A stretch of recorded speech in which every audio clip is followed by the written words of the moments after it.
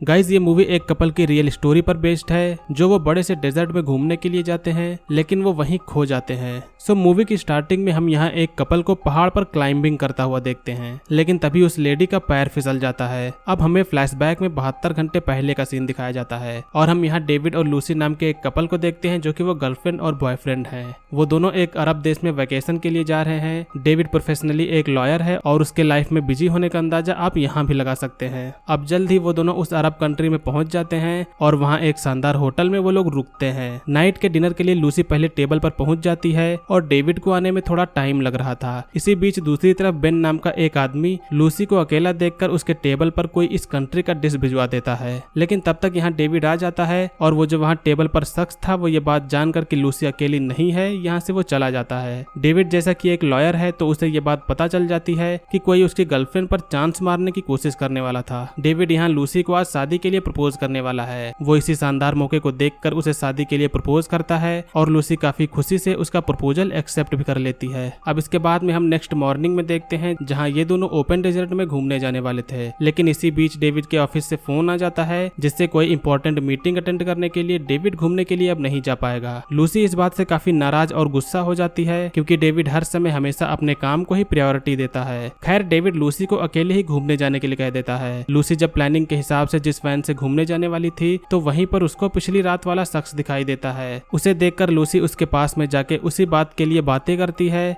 Lucy को यहाँ पर बेन से बातें करते हुए पता चलता है कि बेन किसी अजबल मुक्दासन नाम के डेजर्ट पर जा रहा है। ये एंशिएंट माउंटेन जो कि रेगिस्तान के बीचों बीच है, वहाँ का नजारा बेहद ही शानदार है। बेन उसे लूसी को भी साथ में चलने के लिए कहता है। पहले तो लूसी का मन किसी अनजान शख्स के साथ में जाने का नहीं करता, लेकिन इस माउंटेन की खूबसूरती को देख और बेन शायद उसे कहीं न कहीं पसंद आ गया, इसलिए वो बेन के साथ में जाने का मन बना लेती है। लूसी बेन के साथ में चलते समय कहती है कि उसे कल शाम 4 बजे से पहले वापस आना है, जिसके बाद में ये दोनों लोग लोकेशन के लिए निकल जाते हैं। काफी देर से इस रेगिस्तानी वाले इलाके में जहाँ दूर दूर तक बस रेत ही दिखाई दे रही, वहाँ पर लगातार ड्राइविंग करने के बाद आखिरकार ये दोनों माउंटेन तक पहुंच जाते हैं। और यहाँ पहुंचने के बाद में लूसी को इस बात का बिल्कुल भी पछतावा नहीं होता है कि वो यहाँ पर क्यों आई, क्योंकि यहाँ का व्यू बेहद ही शानदार है। दूसरी तरफ हम डेविड को देखते हैं जो अपनी ऑनलाइन मीटिंग के लिए रेडी है। अब तभी डेविड को मीटिंग की तरफ से कॉल आता है जहाँ उसे ये पता चलता है कि बोर्ड मेंबर्स ने पहले ही उसके बगैर फैसला ले लिया है, तो अब कॉन्फ्रेंस नहीं होगा। डेविड ने मीटिंग के लिए लूसी का वेकेशन खराब किया और मीटिंग भी नहीं हुई। इस बात से डेविड कहीं न कहीं शर्मिंदा होता है। इस तरफ जब ये दोनों रात यहीं पर रुकने की तैयारी कर रहे होते हैं तो इसी दौरान लूसी बेन से पूछती है कि वो क्या काम करता है। बेन उसे डायरेक्टली तो नहीं बताता है कि वो क्या करता है, जिसके बाद में लूसी भी उससे ये दोबारा नहीं पूछती। अभी तक ही देख के हमें ये लगने लगा है कि लूसी बेन से इम्प्रेस होने लगी है। जल्द ही रात हो जाती है और दोनों लोग बॉर्न फायर को काफी एंजॉय कर रहे होते हैं और शायद लूसी को कहीं न कहीं इसी एंजॉयमेंट की जरूरत थी जो कि उसे डेविड से नहीं मिल पा रही थी। लूसी अपने दोनों के साथ में वीडियो भी बनाती है और जब इसी दौरान बेन उसे किस करने की कोशिश करता है तो लूसी अलग चली जाती है। अब अगला दिन होता है और लूसी की जब आंख खुलती है तो वो देखती है कि बेन माउंटेन से पैराग्लाइडिंग करते हुए नीचे जा रहा है। लूसी अकेली बचती है, लेकिन बेन ने नोट रख दिया था कि मुझे नीचे मिलो, जिसके बाद में लूसी इस खतरनाक पहाड़ी वाले इलाके से कार चलाते हुए नीचे जाती है। इस तरफ डेविड लूसी के उसके आने का वेट कर रहा था, लेकिन जिस वैन से उसे आना था वो इससे नहीं आती। डेविड अब एक आदमी से लूसी के बारे में पूछता है तो बताता है कि वो उनके साथ में नहीं आई थी।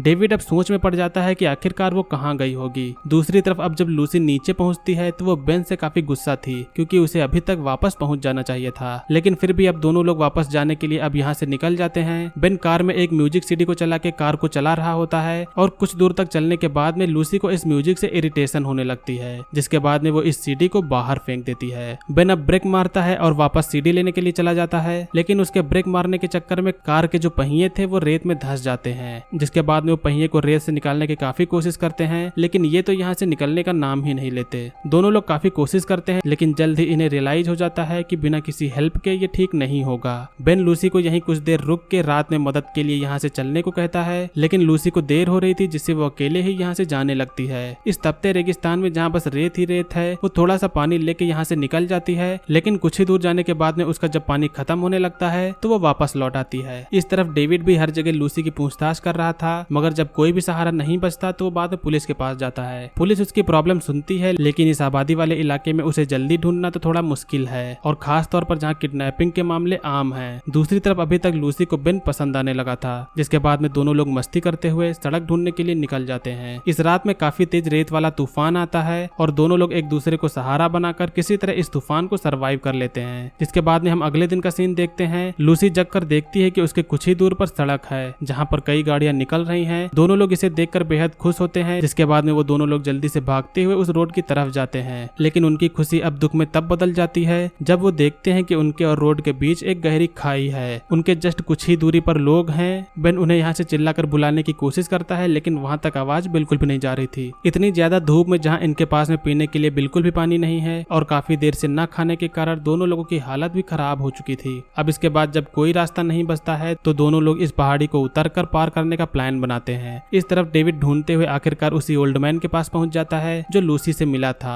ये ओल्ड मैन बताता है कि लूसी अजबल मुगदासा माउंटेन पर गई है। ये जगह डेविड को पता नहीं है, इसलिए डेविड के साथ में यहाँ ये दो साथी भी उसकी मदद करने के लिए उसके साथ में जाते हैं। काफी देर से ड्राइविंग करने के बाद डेविड और उनके साथी माउंटेन पर पहुंच जाते हैं। यहाँ पर पहुंचने पर डेविड को आग में जली लकड़ियां मिलती हैं और वहीं पास में लूसी का कैमरा भी मिलता है। डेविड कैमरे को उठा के उसमें वीडियो देखता है जो लूसी ने पिछली बार रिकॉर्ड की थी। अब इसमें ये देखने के बाद में कि लूसी किसी गैर मर्द के साथ में है, इससे वो बेहद ही गुस्सा होता है। खैर इससे ये तो पता चल जाता है कि लूसी का किडनैप नहीं हुआ है। इधर ये दोनों पहाड़ी पर से नीचे उतर रहे होते हैं कि तभी लूसी का बैलेंस बिगड़ने लगता है और वो नीचे गिरने वाली होती है। बेन किसी तरह से उसे बचा लेता है और जब लूसी सतह पर आ जाती है तो उसके बाद बेन नीचे गिरने लगता है, जिसके बाद में लूसी उसे बचाती है। इस दौरान बेन को गहरी चोट भी लग जाती है। अब जल्द से जल्द कुछ न कुछ करना ही होगा, इसीलिए लूसी उसी पैराग्लाइडिंग की मदद से नीचे जाने वाली होती है। लूसी ने पहले कभी पैराग्लाइडिंग नहीं किया, फिर भी वो कई बार कोशिश के बाद उड़ने में कामयाब हो जाती है। लूसी नीचे आती है, वो रिवर के पास लैंड करती है और उसके यहाँ से पानी पीने के बाद एक लड़की दिखाई देती है, जिसके बाद में वो उसके पास में जाकर उसके साथियों के पास में ले जाने को कहती है। लूसी उस बच्ची के फैमिली वालों से मिलती है, जिसके बाद में अब लूसी की यहाँ मदद की जाती है। इस तरफ डेविड के जो साथी थे वो बेन के कार के पास पहुंचते हैं, जहाँ पर डेविड के साथियों को लूसी का नोट मिलता है। हम यहाँ देखते हैं कि डेविड या तो सो रहा है या फिर उसे बेहोश किया गया है और उसके जो साथी हैं उनके इरादे भी कुछ और ही हैं। खैर इधर लूसी के बाद में बेन को भी बचाया जाता है, जिसके बाद में उन्हें एक सुरक्षित जगह पर लाया जाता है। यहाँ पर हम देखते हैं कि बेन और लूसी काफी क्लोज आ चुके हैं। लूसी डेविड की परवाह किए बगैर बेन के साथ में इंटीमेट होती है। अब अगला दिन होता है जहाँ बेन और लूसी दोनों लोग ऊंट के जरिए यहाँ से जाने वाले थे, मगर डेविड के जो साथी थे वो इन दोनों को ढूंढते हुए यहाँ आ गए होते हैं। वो रास्ते में इन दोनों से मिलते हैं, जिसके बाद में इन दोनों को कार में बिठा लेते हैं। डेविड के साथी बोलते हैं कि हम पहले तुम्हारी कार के पास में चलेंगे और उसे ठीक करेंगे।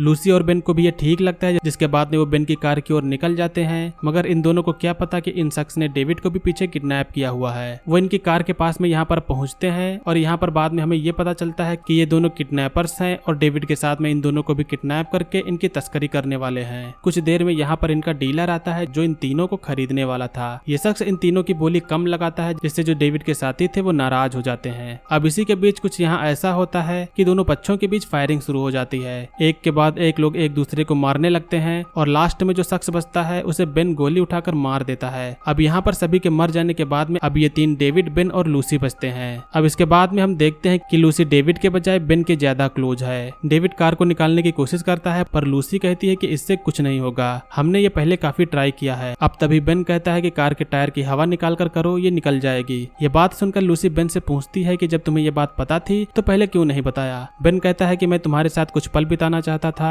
लेकिन सैंड स्टॉर्म आने के बाद में मैं रास्ता भूल गया और कार से बिछड़ गया। अब इसके बाद में तीनों लोग यहाँ से निकलते हैं। जाते वक्त लूसी डेविड को उसकी रिंग वापस कर देती है, क्योंकि बेन के साथ में जो लवली और रोमांचक पल लूसी ने बिताया था वो डेविड के साथ में कभी भी एक्सपीरियंस नहीं कर पाती। और इसी के बाद में यहीं पर अब इस मूवी का एंड होता है। तो मूवी में बाकी चीजों के बजाय हमें एक बात तो जरूर सीखने को मिलती है कि काम के चक्कर में हमें किसी अपने को भूल नहीं जाना चाहिए, क्योंकि जब जरूरी चीज हमसे दूर चली जाती है इसके बाद में हमें उसके खोने का एहसास होता है। खैर ये थी 2013 की एक ट्रू इवेंट पर बेस्ड मूवी का एक्सप्लेनेशन। इस मूवी का नाम है ओपन डेजर्ट। उम्मीद करता हूँ कि आप लोगों ने इस मूवी के एक्सप्लेनेशन को एंजॉय किया होगा। मूवी का एक्सप्लेनेशन अगर आपको पसंद आया है तो वीडियो को लाइक करिएगा। चैनल पर अगर आप लोग नए हो तो सब्सक्राइब करिएगा। आज की वीडियो के लिए बस इतना ही, मिलेंगे अगली वीडियो में। तब तक के लिए बाय, जय हिंद, वंदे मातरम।